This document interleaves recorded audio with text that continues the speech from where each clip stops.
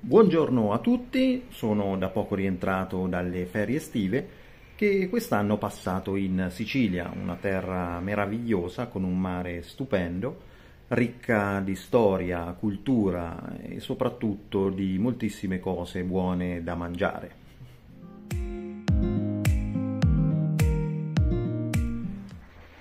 Il clima della Sicilia è profondamente diverso da quello del centro Italia dove risiedo io e qui si possono trovare specie di piante, arbusti e fiori che dalle mie parti sono quantomeno molto rari e difficili da reperire.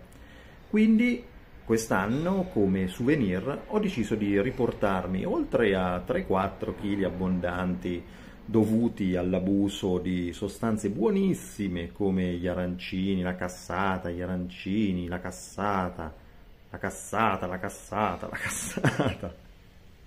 Ho deciso di riportarmi anche queste due splendide piante di plumeria, conosciuta anche come pomelia o frangipane. La leggenda narra che nel 1493 il botanico italiano Muzio Frangipani, visitando le Antille, scoprì per caso questa pianta meravigliosa dai fiori profumatissimi e da allora questa pianta prende il nome appunto di frangipani.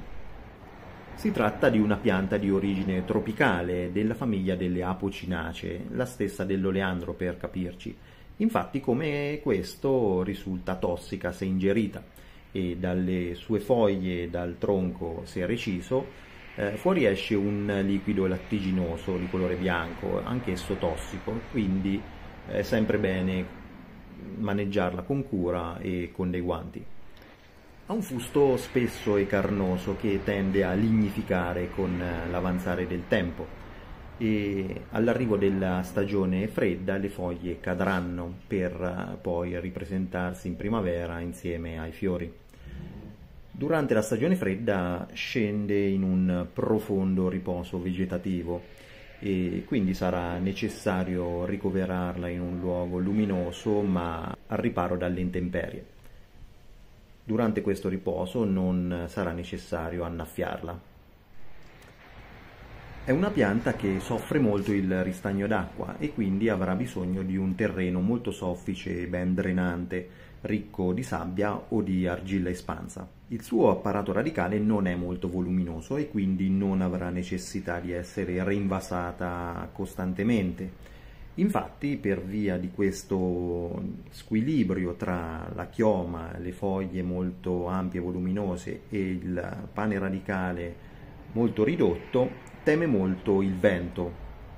Quindi se conservata in un balcone andrà o ancorata a una ringhiera oppure riposta in un luogo al riparo dai venti. Nel suo habitat naturale raggiunge anche i 10 metri di altezza, ma qui è più che altro coltivata in vaso e raramente supera i 2 metri. È una pianta nota per la bellezza e il profumo dei suoi fiori. Questo qui, per esempio, profuma di un mix tra pesca e vaniglia, è veramente difficile da descrivere. Nelle isole delle Hawaii, con i suoi profumatissimi fiori, si creano le ghirlande da donare agli ospiti come segno di benvenuto. E in Sicilia ha trovato un clima molto simile a quello che è il suo habitat naturale e quindi può essere anche coltivata in piena terra. E qui con i suoi fiori vengono creati i bouquet delle spose ed è anche usanza che la madre della sposa regali alla figlia una pianta di frangipani nel momento in cui va a vivere nella nuova casa, questo come simbolo di prosperità e di buon auspicio. Infatti i balconi siciliani sono ricchi di questa pianta. Bene, anche per questo video è tutto, spero di avervi fatto scoprire una pianta nuova e gradita. Per me lo è stato, la conoscevo a grandi linee, ma vederla nel suo habitat naturale è stata tutta un'altra cosa.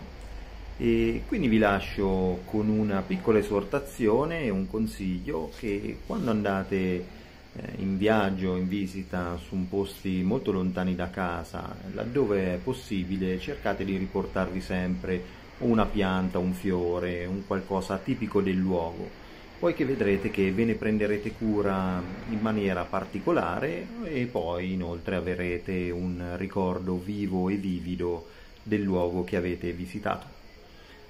Per questo è tutto, alla prossima!